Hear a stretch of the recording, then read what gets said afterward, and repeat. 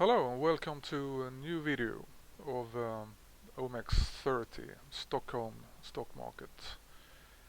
And it's been a while since I made a video. It was in September 2019. Right now we have a new year, of course, and we have some new yearly pivots also we have to take a look at. And of course, the major interesting things happening here is that we have a breakout of this top we had in April 2015. It's been sort of a range-bound trading since. It's almost 5 years it's been going on until October 29, when we had this candle where we closed above all these highs, and we even closed above the previous all-time high over here.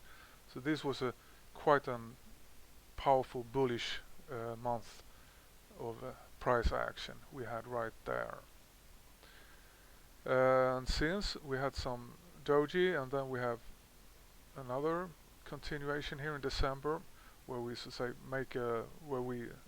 make a new high, also on a closest basis here. And now price just keeps going here. We have a sort of a small rally here today, and it's looking, at this point, it's looking quite good for the bulls. I also drew a pitchfork here, which sort of describes the ascending channel price is moving in, and it also describes where price is overbought and oversold when it trades outside of this channel. And we have a medium line here that sort of touches a few points, and we have it here too. Then we have the lows here describing the lower end of the ascending channel. I also made a Fibonacci. I drew the Fibonacci extensions from this swing here, and the white line is the first extension resistance we have at around 1850. We have the 1272 extension, and the 1618 is up here around 2000, actually 2015. So the question is where price will head if it keeps going up. Where will the next big resistance level be? Well, we have the minor resistance here at the 272 extension, of course, around 1850. But it will probably not cause any major resistance. One has to keep in mind here that it's been a long congestion here, a long time of congestion. And all of this, of course, builds up a lot of energy, a lot of tension that needs to be released, and that's how normally you look at something like this in technical analysis. And I don't really see any reason why you shouldn't look at this situation any different here, which means that if we have a long period of sideways action, we might have some strong action once it finally breaks out of this barrier, so to speak. So yeah, it's looking quite good for the bulls. Confidence is building. There are we had a slight interest rate hike in Sweden, but overall the long-term perspective of interest rates in Sweden is that they will keep being exceptionally low, which will of course add a lot of capital to the stock market, influx of money, and will keep pushing index higher. That is my personal view on the situation. Even though we are sort of moving into a cooler phase of the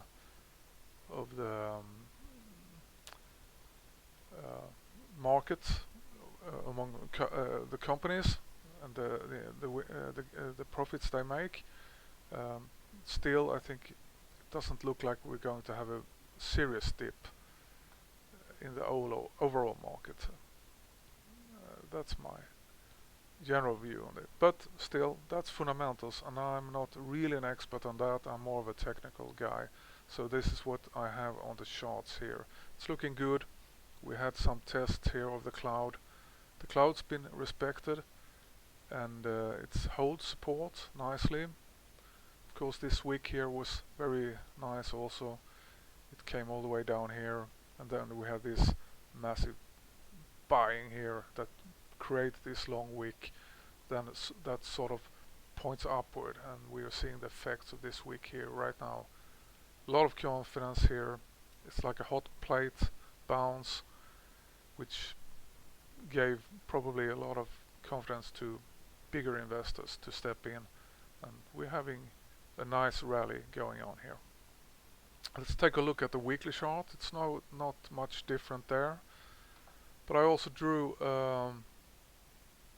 ABCD pattern here, which I thought was nice, more instructive because it's all played out, but still it's nice to see this play out like this. So we had a low A, B, small correction, C, D move, two identical legs, and then we had this nice correction down to very precisely this level here, which was the previous major top, and yeah, and then another long wick, and now we're moving up. It's all green as it looks right now.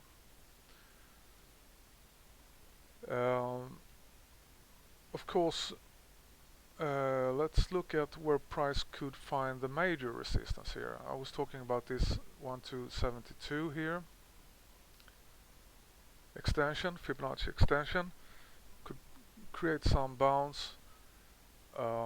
Still we have the new yearly R1 resistance up here at 1920 around, which is probably a better level to look for some sort of sell-off or profit taking up here, I would say, if we reach these levels. Of course, there could be some stalling going on around this level here, the first extension, but or by the of course by the third quartile we have on the pitchfork here. But it's hard to know at this point where price will stall, because once it breaks out it can move quite strongly, we know from experience. So let's see where it will head up.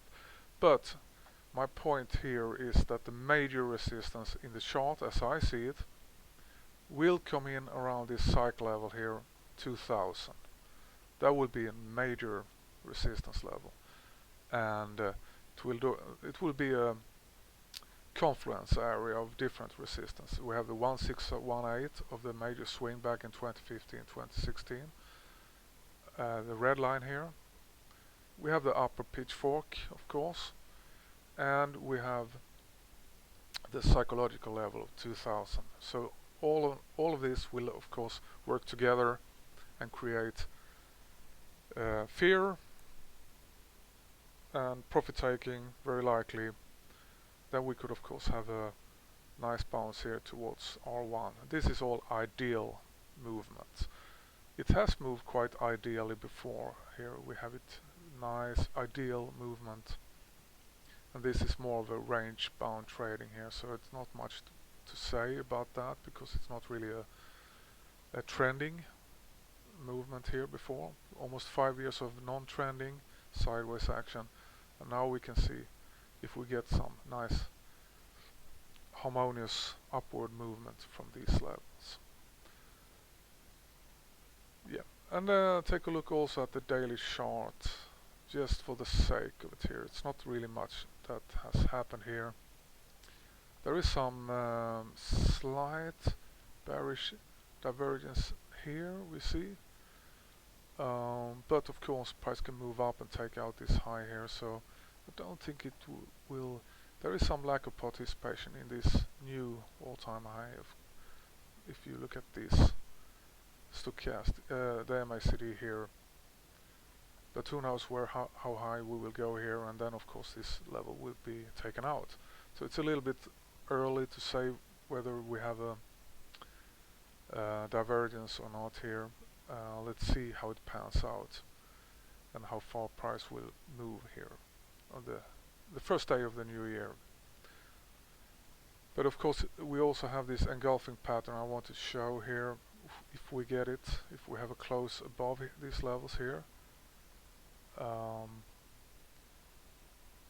the close at the new all-time high will of course be, we have this bullish engulfing, which will probably add more confidence to buyers, which might step in here and look for further gains going forward. Yeah, that was all for this time. Thank you for watching. Bye bye.